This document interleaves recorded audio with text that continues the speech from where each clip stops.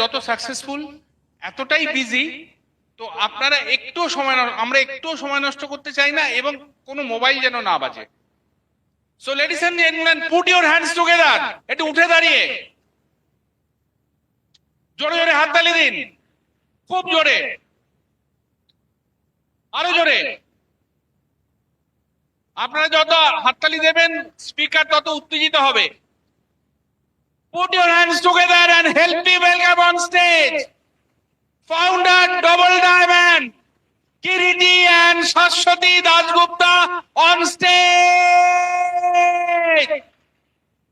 Thank you. বসুন বসুন বসুন বসুন। সো আমাদের থেকে তরফ থেকে good evening and happy new year সবাইকে। আর নাম শুনলেন কিরিটি শাশ্বতী, প্রফেশনালি দুজনে ইঞ্জিনিয়ার, সেটাও শুনেছেন।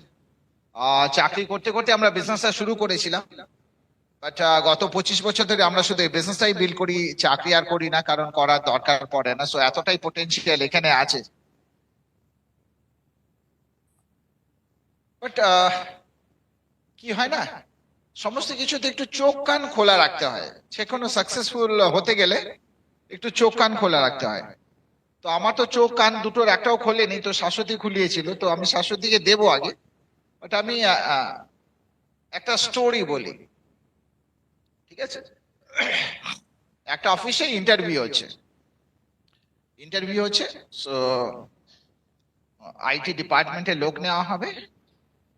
তো একজন দরজা খুলে just may I come in বলে কিছু একটা বলতে যাচ্ছিল, বলে ঠিক আছে চুপচাপ এখানে বসো বসো, চেয়ারে বসিয়ে দিয়েছে। তো কিছু একটা বলছে, শোনো তোমার কথা শুনবো, আগে তুমি বসো, আমাদের কথার উত্তর দাও। এবার ও কিছু বলতে পারছে না, চুপচাপ বসে পড়েছে। তো বলছে, দেখছে যে এই ঘরটাকে একটু ডেসক্রাইব করো। তো বলছে স্যার ভীষণ ভালো, চেয়ার টেয়ার গুলো খুব ভালো, সবাই ওয়েল ড্রেসড, কার্পেট ভীষণ সুন্দর, এসি পারফেক্টলি যেরকম থাকার সেরকম আছে, পারফেক্ট। বলছে কিন্তু সামনে যে কতগুলো টুকরো টুকরো কাগজ এরকম ছড়িয়ে ছিটিয়ে আছে, স্ক্রিবল করা, এটা তোমার চোখে পড়েনি? বলে স্যার চোখে পড়েছে, কিন্তু আপনার ডান দিকে যে ভদ্রলোক আছেন না, আমি বললে পরে ওনার খারাপ লাগতো। বলছে স্পট অন। কিভাবে করে বুঝলে যে ওই ভদ্রলোকই করেছে? বলছে স্যার আপনাদের সবার খাতা টাতা তো সমস্ত কিছু ঠিকঠাক আছে, কিন্তু ওই ভদ্রলোকের সামনের ওপরে পাতাটা ছেঁড়া আছে এবং সেটা তেড়া করে। তার মানে যদি কেউ করে থাকেন তাহলে উনিই করেছেন। অসাধারণ। তারপরে জিজ্ঞেস করেছে, আচ্ছা আমাকে একটা জিনিস বলো, এটাকে পরিষ্কার করতে হবে। তো বলে ঠিক আছে। বলে স্যার যিনি পরিষ্কার করেন তার নাম কি? বলে মেয়েটিকে ডেকে আনো। বলে তার নামটা বলবেন? তো এরা সবাই চুপ, চারজন সবাই চুপ, কোনো কথা নেই। তো বলছে বুঝতে পারছি স্যার, এতদিন ও সার্ভিস দিচ্ছে কিন্তু ওনার নাম আপনারা জানেন না। এনিওয়ে আমি বাইরে গিয়ে জিজ্ঞেস করে কিছুক্ষণ পরে বলে বাসন্তী এসে একটু পরিষ্কার করে দেওয়া, পরিষ্কার করে দিয়েছে। তো ওদেরও মনে হয়েছে যে এরকম ভাবে টেক কেয়ার করে এরকম একটা ছেলে আছে, এরকম সব আজকে পাওয়া যায় না। তারপরে বলছি তোমাকে বেশি কিছু কোশ্চেন করবো না, একটা কোশ্চেন করবো, এর মধ্যে বস কে আমাদের এই চারজনের মধ্যে?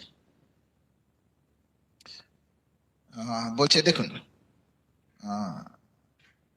এই যে আপনার বাদিকে যিনি বসে আছেন, আপনারা সমস্ত কিছু ওনার সাথে কথা বলছেন, দেখে মনে হবে যে উনি বস, কিন্তু আসলে উনি বস না। আমাকে কনফিউজ করার জন্য ওনাকে রাখা হয়েছে। আর এই যে একদম এক্সট্রিম রাইটে যিনি আছেন, একটাও কথা বলেননি, উনি হচ্ছেন অ্যাকাউন্টস এর হেড। উনি তখনই মুখ খুলবেন যখন আমার মাইনের কথা আসবে। আর এই যে ভদ্রলোক খুব কম কথা বলেছেন, একবার কি দুবার কথা বলেছেন, কিন্তু যখনই কথা বলেছে সবাই আপনারা ওনার দিকে তাকিয়েছেন। হি ইজ দ্য বস, ফাটাফাটি। তো বলছে এবার ঠিক আছে আমরা বাকিটুকু দেখে নিচ্ছি, ভাই দেব স্যার আর কিছু জিজ্ঞেস করবেন না? আর কোনো টেকনিক্যাল কোনো জিনিস বা এমনি কোনো জিকের কোনো কিছু জিনিস বলে না, তোমার এত অবজারভেশন পাওয়ার এত ভালো, আমরা ওইরকমই একজন লোক করছিলাম। তো by the way you are Ganesan, Hyderabad থেকে এসে বলে না স্যার, যিনি গণেশন উনি বাইরে ওয়েট করছেন, আমার নাম অশোক, আমি ক্যান্টিনে চাকরি করি। মানে বলে হ্যাঁ স্যার, আমি তো এখানে সবাই বললো যে এখানে সব বসেরা বসে আছেন, কার চা লাগবে, কার কফি লাগবে, কার কি স্ন্যাক্স লাগবে, একবার জিজ্ঞেস করে এসো। তো আমি স্যার জিজ্ঞেস করতেই ঢুকছিলাম না, কিন্তু আপনারা আমাকে কথাই বলতে দিলেন না। বাই দ্য ওয়ে আমার ভীষণ ভালো লেগেছে এখানে এসে, thank you so very much. So যে চা দিতে এসেছিল সে অলমোস্ট আইটি ডিপার্টমেন্টে হেডের চাকরিটা পেয়ে যাচ্ছিল জাস্ট অবজারভেশনের জন্য। তো সাকসেসফুল হতে গেলে সবচেয়ে বেশি জিনিস যেটা দরকার পড়ে সেটা হচ্ছে অবজারভেশন। ঠিক আছে, সেটা হচ্ছে অবজারভেশন। তো আমি কি করছি সেটা করার আগে উল্টো দিকে শুনছি, ভালো করে শুনছি, দেখছি, সেই অবজারভেশন যদি থাকে, আমার ছিল না, যার ছিল তাকে দিই। So over to Shashwat. Good evening, happy new year. So আজকে একটা ট্রেনিং এবং যথারীতি যে ট্রেনিংটা আমরা যেভাবে শুরু করি, সবাইকে একটাই কথা বলবো, প্লিজ প্লিজ প্লিজ একটা কারণ খুঁজে বের করুন যে কেন আপনি এই ব্যবসায় এসেছেন। ঠিক আছে, দেখুন যখন যেদিন আপনি প্ল্যান দেখেছিলেন, তারপর কিছু একটা কারণ ছিল তো এই ব্যবসাতে আসার। যেমন আমি নিজের কথা বলি, আমি যখন প্ল্যান দেখেছিলাম, আমি তখন অলরেডি একটা ভালো চাকরি করি, কিন্তু আমার বাচ্চা হওয়ার পর থেকে আমার মনে হতো আমি পার্সোনাল লাইফ আর প্রফেশনাল লাইফকে ব্যালেন্স করতে পারছি না। তার আগে কিন্তু আমার চাকরিটা করতে ভালোই লাগতো, কিন্তু যে তখন থেকে আমি কিছু খুঁজছিলাম, এবং যেদিন আমি এই ব্যবসার প্ল্যানটা দেখলাম সেদিন থেকে কিন্তু আমাকে আর পেছনে ফিরে তাকাতে হয়নি, আমি তখনই বুঝে গেছিলাম আমি পেয়ে গেছি। এবার তারপরেও আমার কাছে অনেক সময় হয়েছে যে আমার অনেকবার মনে হয়েছে, এই গল্পটা হয়তো আপনারা অনেকেই জানেন, যে প্রথম 8 মাস সেরকম ভাবে কিছু করতে পারিনি। একটা সময় আমার ব্যবসাটা ছেড়েও দিতে গেছিলাম। যাই হোক, আমাদের আপলাইন সুভাষিস দা এবং সুজাতা দি, একটা বিরাট হাততালি হতেই পারে, থ্যাংক ইউ থ্যাংক ইউ। তো তারা যেটা বলেছিলেন যে যেটা তুমি ভালো করে শুরুই করনি ছাড়বে কি করে, অন্তত ঠিক করে করো। তারপরে 6 মাসে কিন্তু আমরা একদম গল্পটা অন্য হয়ে গেছিল। তার মানে কি, এই যে আমি একটা কারণ খুঁজে পেলাম, সেই কারণটাও কিন্তু আমার মাঝখানে কিন্তু হারিয়ে গেছিল। তখন কিন্তু আমার কাছে বড় হয়ে গেছিল যে আমি কেন পারছি না। এরকম কিন্তু হয় অনেক সময়, একটা কারণ দেখে তো আমরা সবাই জয়েন করি, কিন্তু তারপরে কিন্তু একটা সময় যখন আমাদের কাছে নেগেটিভিটি গুলো ফেস করি, অ্যাকচুয়ালি দেখুন বাইরে থেকে কেউ নেগেটিভ ফেস করে না, বাইরে যেটা ফেস করে তার ফলে ভেতরে যে নেগেটিভিটিটা আসে সেটাই কিন্তু আসল কথা। ওকে, তখন যেটা মনে হয় যে আমার বোধহয় হচ্ছে না, কখনো কিন্তু মনে হয় না যে আমি করতে পারছি না বা আমি করছি না, আমার হচ্ছে না কেন। ঠিক আছে, তো পরের যখন আমাকে এখন সবাই জিজ্ঞেস করে যে প্রথম 8 মাস তোমার হয়নি, পরের 7 মাসে তুমি সিলভার গেলে, সিক্রেটটা কি, চাবি কাঠি, মানে অনেকে বলে না চাবি কাঠিটা কি, আমি বললাম চাবিও আমি কাঠিও আমি। প্রথম 8 মাস আমি কাঠি ছিলাম, পরের 7 মাসে আমি চাবি ছিলাম। ঠিক আছে, তো এটাই হচ্ছে ব্যাপার। তো অ্যাকচুয়ালি আমি সবাইকে বলবো যে প্রত্যেকে যে কারণটার জন্য ব্যবসায় এসেছিলেন সেটা যদি সব পাওয়া হয়েও গিয়ে থাকে, তারপরে আরেকটা গোল সেট করো। যখন আমি এই চাকরিটা ছেড়ে দিতে পারলাম, আমি যখন এমআরএল কোয়ালিফিকেশনে থাকার সময় আমি যথেষ্ট রোজগার হয়ে গেছে, বেড়ে গেছে, আমি চাকরিটাও ছেড়ে দিলাম, তারপরে আমার তো গোল পূরণ হয়ে গেল। তারপর থেকে যখন আমরা এমআরএল, তারপর আমরা ফাউন্ডার ডাবল ডায়মন্ড গেলাম কি করে? আমি যেখানে গেছি সেইখানে আরো অনেককে নিয়ে যেতে হবে তো, তাই না? তো এইটাই ব্যাপার। সুতরাং কিছু না কিছু গোল যখন সেট হয়ে, মানে আপনি যেটা সেট করবেন সেটা যখন কমপ্লিট হয়েও যাবে, অ্যাচিভমেন্ট হয়েও যাবে, আবার নতুন গোল সেট করব। কারণ যখন গোল সেট করবেন না সেটা অ্যাচিভ করবেন, তার মাধ্যমে কিন্তু আমরা বিজনেসটাকে এগিয়ে নিয়ে যাব। সুইজারল্যান্ড যেতে চান? চিন্তা নেই, একটাও পয়সা দিতে হবে না, আমি নিয়ে যাব। কারা কারা যেতে চান হাত তুলুন। সবাই, যারা এখনো হাত তুললেন না আমি জানি না তারা কেন হাত তুললেন না। এনিওয়ে, একবারও জিজ্ঞেস করলেন না তো কিভাবে নিয়ে যাবে? আমি তো হাঁটিয়েও নিয়ে যেতে পারি। ওকে, অ্যাকচুয়ালি কি বলুন তো, সুইজারল্যান্ড ডেস্টিনেশনটাই এমন যে সবাই যেতে চায়। কিভাবে যাবে সেটা কিন্তু বড় কথা নয়। যখন আপনারও গোল বা ড্রিম যখন খুব প্রিয় হবে, তখন কিন্তু কিভাবে যাবেন সেটা বড় কথা নয়। ঠিক যেভাবে হাত তুললেন সেইভাবেই কিন্তু বিজনেসটা করে ফেলতে হবে।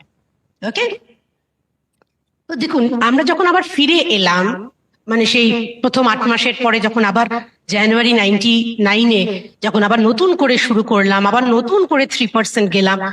আগে যারা গল্প জানেন না তাদের জন্য একটু ছোট্ট করে বলি, আমরা জয়েন করেছিলাম মে 1998-এ, এবং প্রথম মাসেই 6%, পরের মাসেই 9%।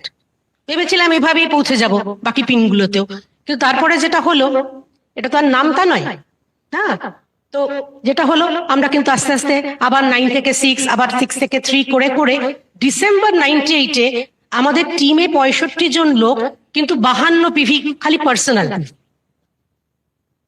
তখন সুভাষিস দাকে, বৌদিকে ফোন করে সেই বলেছিলাম যে বিজনেসটা ছেড়ে দেবো। তারপর সেই সুভাষিস দা বৌদি সেই বিখ্যাত উক্তি। তারপর জানুয়ারি মাসে আবার শুরু করলাম, এবং জানুয়ারি মাসে আমরা কিন্তু আবার 3% গেলাম। ঠিক আছে, এইবার ফেব্রুয়ারি মাসের 3 তারিখে আমার মনে আছে একটা, এখনো ত্রিপুরা হিত সাধনী সভায় সুভাষিস দা একটা 3% আপ করেছিলেন, এবং সেইখানে সুভাষিস দা, সুজাতা দি ডিক্লেয়ার করেছিলেন যে ওনারা জুলাই মাসে এমারাল্ড কোয়ালিফিকেশনে ঢুকছেন। ঠিক আছে, জুলাই মাসে। ফেব্রুয়ারি মাস, জুলাই মাস, বুঝতেই পারছেন আমরা তখন 3%, কোনো সিলভার যাওয়ার কথা কেউ ভাবতেও পারবে না এত কম সময়ের মধ্যে। এবং তখন বললেন আমাদের অনিরুদ্ধ, মহুয়া, দেবাশিস, মিতা, আমাদের দুটো আইডেন্টিফাইড লেগ আছে, টিম আছে। থার্ড টিমটা আমাদের অনেকগুলো 3%-এর টিম রয়েছে। থার্ড আমাদের কে হতে চাও, কে আমাদের এমারাল্ড টিম হবে? অদ্ভুত ভাবে ওই বলে না, কি একজন ধাক্কা দিয়ে দিয়েছিল, মানে জলে পড়ে গেছিল, তারপর উঠে বলেছিল কি আমায় ধাক্কা দিল, কি হতে কেউ হইয়া গেল, আমি হঠাৎ করে হাত তুলে ফেললাম। এখনো জানি না, সুভাষিস দা পর্যন্ত পরে ফিরে এসে বলেছিলেন শাশ্বতী ওটা গোল নয়, ওটা চৌকো। ঠিক আছে, কিন্তু আমি বলেছিলাম যে না, যখন বলে ফেলেছি তখন আমি যাব। এবার সেই 3% জানুয়ারি মাসে থেকে ফেব্রুয়ারি, মার্চ, এপ্রিল, মে, জুন, জুলাই, সত্যি আমরা কিন্তু সিলভার গেছিলাম জুলাই। এবং খালি সিলভার যাইনি, জুলাই থেকে একদম টানা ডিসেম্বরে প্ল্যাটিনামশিপ কমপ্লিট করি, এবং ফাউন্ডার প্ল্যাটিনাম যেতে যেতে আমরা কিন্তু এমারাল্ড কোয়ালিফিকেশনও ঢুকে গেছি। তার মানে সম্ভব, এটা কিন্তু সম্ভব, কারণ ভেতর থেকে একটা বার্নিং ডিজায়ার। এবার কি হয়েছিল বলুন তো, এতটা স্পিডে করতে পারলাম কি করে?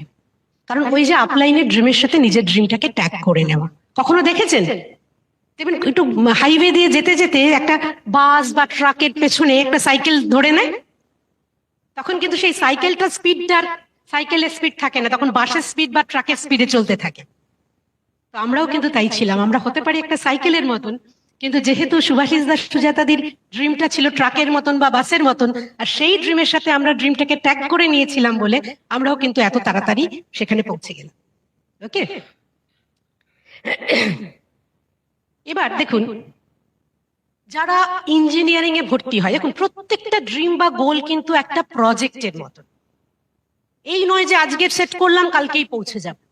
ধরুন আমি একটা এক্সাম্পল দিচ্ছি, যখন একটা কেউ MBBS এ ভর্তি হয়, সে ডাক্তার হবে বলেই তো ভর্তি হয়, কিন্তু সে কি ফার্স্ট ইয়ারেই ডাক্তার হয়ে যাবে নাকি? তাই না? তো অন্তত 5 বছর লাগবে, 4.5 বছর লাগবে।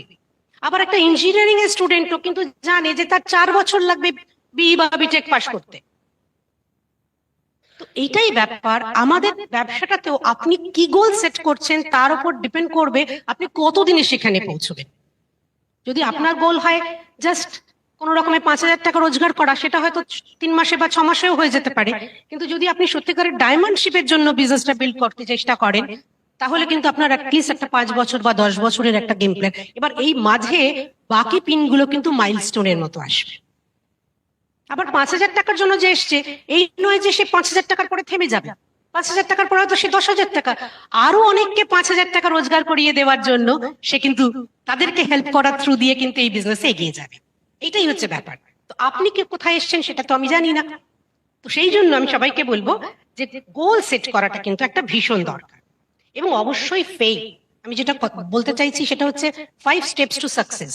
মানে প্রথম ঠিক করুন যে কেন করবেন, তারপর সেটা একটা গোল সেট করুন, এবং গোল কিরকম ভাবে সেট করবেন। যেমন আমার মনে আছে এখনো, আমি প্রথমেই সুভাষিস দা বৌদিকে জিজ্ঞেস করেছিলাম, আচ্ছা আমি তো চাকরি ছাড়বার জন্য এসেছি, এবার আমার মাইনে এত, কত টাকা ইনকামে গেলে আমি মাইনে চাকরিটা ছাড়তে পারবো? সুভাষিস দা বলেছিলেন যে কি একটা হিসেব করে, তোমার মাইনে এত, 4 গুণে যেদিন তোমার মাইনেটাকে রিপ্লেস করা যাবে, কথার কথা বলছি, আমার হয়তো 25,000 টাকা তখন মাইনে ছিল, এবার 1 লাখ টাকা যখন তুমি এই ব্যবসা থেকে ইনকাম করবে, তখন তুমি চাকরি ছাড়ার কথা ভাবতে পারো। এবার আমার নেক্সট প্রশ্ন, তাহলে 1 লাখ টাকা কোন পিনে হতে পারে? তারপরে সেই আমার মনে আছে এখনো, সুভাষিস দা আমাকে নিয়ে এডিসি গেলেন। এডিসি গিয়ে সেই ওখানে বসে আমরা তখন ঠিক করলাম যে এমারেল্ড বোনাসটা নিয়ে আমরা একটু পড়াশোনা করব। তখন মনে আছে আমি সে মাসে 3% আর সুভাষিস দা সে মাসে সিলভার গেছে। তো একজন সিলভার তার 3% টিম একটা লিডারকে নিয়ে, লিডার কিনা জানি না, তো গেছে কিনা এমারেল্ড বোনাস, এমারেল্ড কমিশন কি করে ক্যালকুলেট করতে হয়। এবং সেই দিন ডিসিএস এ মনে আছে তখন এমভি অফিস ছিল নিউ আলিপুরে, সেই দুর্গাপুর ব্রিজের নিচে। তো ওখানে গিয়ে আমরা দুজন মিলে সেই ম্যানুয়াল নামানো হলো ওপর থেকে, সেখানে পড়াশোনা করে দেখা গেল যে এইভাবে, তখন দেখা গেল যে না, এমআরএল লেভেলে মোটামুটি একটা যদি স্ট্রাকচার নিয়ে এমআরএল যাওয়া যায়, তাহলে তখনকার দিনে 1 লাখ টাকার মতো ইনকাম হতে পারে। ব্যাস আমার ড্রিম সেট হয়ে গেল, তাহলে আমি এখন এমআরএল যাব। ঠিক আছে, এইভাবে আমরা তখন তাহলে ঠিক করলাম যে এবার জুলাইয়ের মধ্যে তো আমাকে সিলভার যেতেই হবে। আর এবার তারা জুলাইয়ে সিলভার যেতে গেলে আমি তখন ফেব্রুয়ারিতে, মানে ফেব্রুয়ারি মাসে আমার তখন সবে জানুয়ারিতে 3% গেছি, তাহলে ফেব্রুয়ারিতে 9%, তারপর মনে আছে মার্চে 9%টাকে একটু হাইয়ার ওয়েতে কোয়ালিফাই করলাম। এর মধ্যে আমার একটু পায়ে চোটও লাগলো, সেটা নিয়েই চলে গেলাম আমি। মানে প্রথম কয়েকদিন একটুখানি মন খারাপ হয়ে বিছানায় শুয়েছিলাম, তারপর ভাবলাম যে বিছানায় শুয়ে আছি, আমার জন্য ভালো ভালো কি হচ্ছে। দেখলাম যে আমার কাছে সারাদিন আমি চাকরি করি, তারপরে ব্যবসা বিল্ড করি, এখন বেরোতে পারছি না, মেয়েকে দেখতে পাচ্ছি, মেয়ের কাছে সময় কাটাতে পারছি। তখন কিন্তু আমার কাছে আবার একটা পজিটিভ এলো যে অনেক কিছু আমি করতে পারি না, কিন্তু আজকে আমি সেটা কিন্তু করতে পারছি। ঠিক আছে, তো তখন আমি শুয়ে শুয়ে কি করেছিলাম শুনলে অবাক হয়ে যাবেন। তখন কিন্তু এত অনলাইন নেই। হ্যাঁ, এটা কিন্তু আমি 99-এর ফেব্রুয়ারির কথা বলছি বা মার্চের কথা বলছি।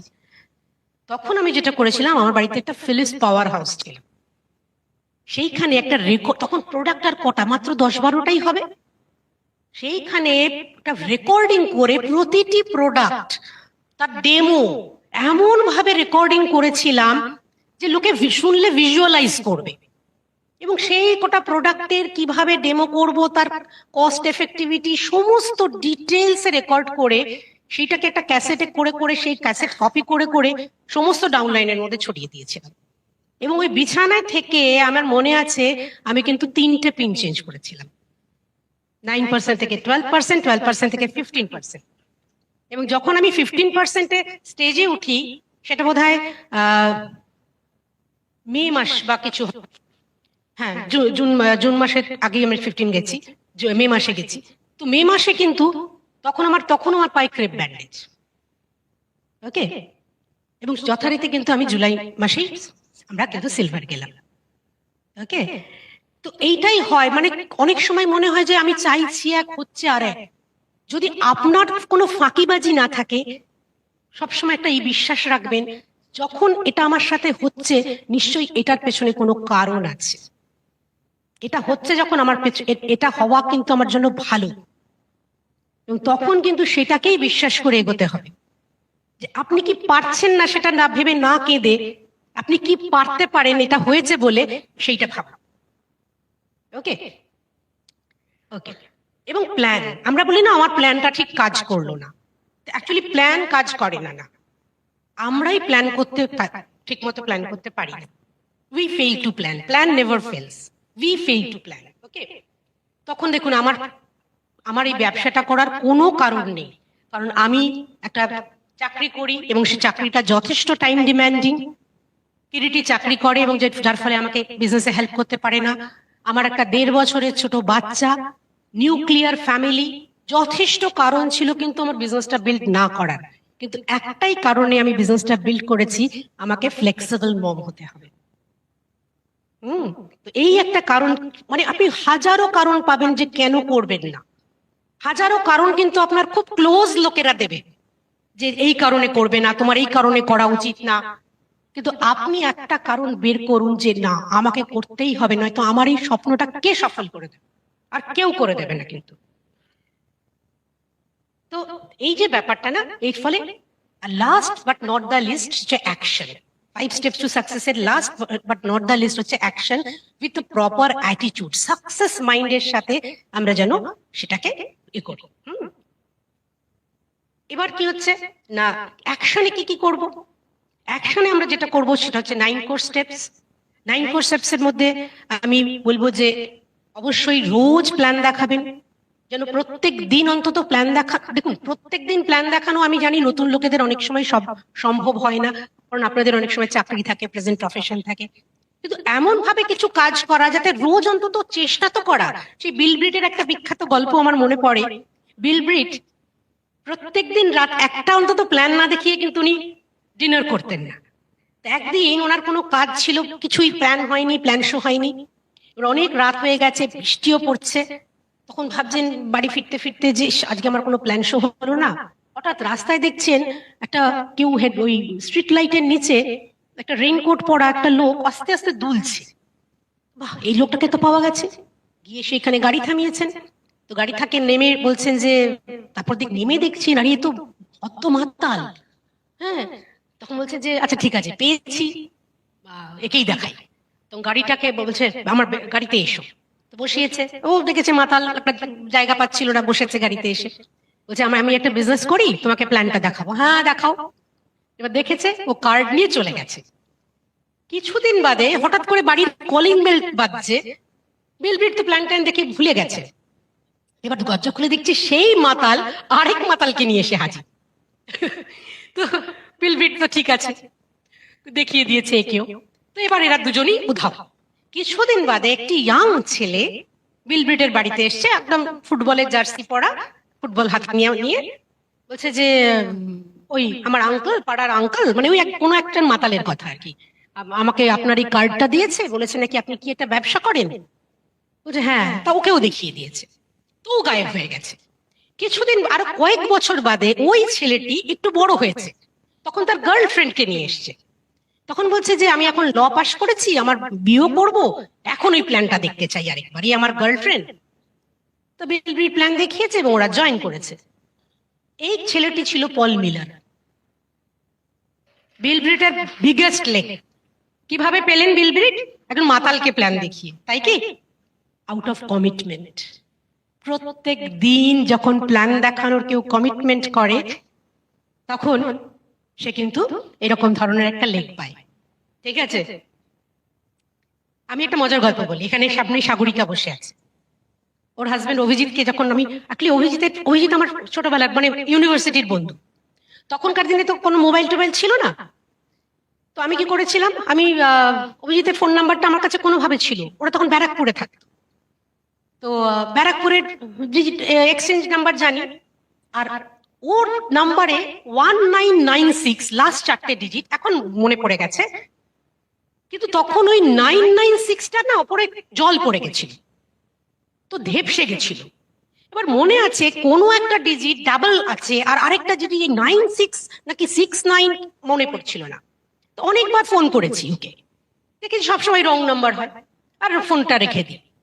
যখন আমি আবার সেকেন্ড টাইম দারুণ করে লিস্ট বানালাম, প্রথম কথা তো সুভাষিস দাকে বললাম, সুভাষিস দা আমার তো 9 জনকে জয়েন করিয়েছি, যেখান থেকে 65 জনের টিম হয়েছিল, এখন তো আমার লিস্ট ফুরিয়ে গেছে। সুভাষিস দা একটাই কথা বলেছিলেন, তোমার লিস্ট ফুরোয়নি, তোমার ড্রিমের লিস্ট ফুরিয়ে গেছে, তো আবার লিস্ট বিল্ড করো। তো যাই হোক, আবার যখন লিস্ট বিল্ড করতে বসলাম, এবার অভিজিতের নাম্বারটা আমাকে পেতেই হবে। তো সেই দিন আমি পারমুটেশন কম্বিনেশনে ওই 996 এর কত কি হতে পারে লিখে নিয়ে আমি ফোন করতে বসেছিলাম, এবং 32nd নাম্বারটা ঠিকঠাক লেগেছিল। যদি 32 নম্বর বার ঠিকঠাক না লাগতো, আমি 32,000 বার সেদিন ফোনটা করতাম, এতটাই আমি এই ছিলাম। সেই লিস্ট থেকে যেমন অভিজিৎ এসেছে, সেই লিস্ট থেকে ওই তখনকার থেকে কিন্তু আমার কোনো আত্মীয় স্বজন জয়েন করেনি। আমার একজন, তখন আমি না এত বেপরোয়া হয়ে গেছি যে আমার বাবার দিকের, মায়ের দিকের, শ্বশুর বাড়ির দিকে সব লিস্ট বানিয়েছি এবং 200-250 লোকের লিস্ট হয়েছে, যেখান থেকে ক্লোজ লোকেদের ফোন করেছি তা সবাই না বলে দিয়েছে। সেইখান থেকে ফোন করতে করতে করতে করতে করতে করতে আমার এক দুঃসম্পর্ক, মানে আমার একজন মাসতুতো বোন থাকে, মাসিকে ফোন করেছি। সেই মাসি আবার বলেছে যে মাসতুতো বোনের ফোন নাম্বারটা নিয়েছি। সেই মাসতুতো বোনের সঙ্গে বিয়ের দিনই আমার দেখা হয়েছে, বিয়ের পরে আর দেখা হয়নি। ওদের ফ্যামিলির কাউকে চিনিও না। তো মাসতুতো বোনকে ফোন করেছি, সে তো ফোন পেয়ে খুব এক্সাইটেড, তাহলে দিদি ভাই কবে আসছো? আর আমি তো ওর জন্যই বসে আছি, এই রবিবারই যাচ্ছি। রবিবার চলে গেলাম নৈহাটিতে। মাসতুতো বোন তার বরের সঙ্গে আলাপ হলো, তাদের খুব সুন্দর ফ্যামিলি, 2টি ভাই 2টি বউ, তাদের আবার 2টো বাচ্চা হয়েছে, বাবা মা শ্বশুর শাশুড়ি সব একদম দারুণ ফ্যামিলি, সবাই মিলে খুব খুশি হলো। ওদেরকে আবার আমরা কিন্তু ইনভাইট করে চলে এলাম। ওরা পরের রবিবার আমাদের বাড়িতে এলো। তো আমি এবার ওই রবিবার তো আমরা পরে খাওয়া দাওয়ার পরে একটু কথায় কথায় একটু ছোট করে প্ল্যানটা দেখিয়েছি, তো মোটামুটি একটা বলা হয়ে গেছে। পরের রবিবার যখন এসছে তখন ওই ছেলেটিকে নিয়ে, মাসতুতো বোনের সবে ছোট একটা বাচ্চা হয়েছে, ও বাচ্চাকে ঘুম পাড়াচ্ছে, বললাম ও থাক, তুমি আমার সঙ্গে চলো। তো আমরা দুজন মিলে ওকে নিয়ে সেদিন তীর্থঙ্কর সুপর্ণার একটা মিটিং ছিল মহাজ্যোতি সদন অ্যানেক্সে, ঠিক আছে, ফেব্রুয়ারি মাস 99। ওকে, এমন ভিড় হয়েছে আমরা তো গিয়ে ঢুকতেই পারছি না। তো আমি যাই হোক কোনো রকমে আমাকে ঢুকিয়ে ঢুকিয়ে মেঝেতে আমি ওই ভদ্রলোককে নিয়ে বসলাম, সিটে জায়গাই হলো না।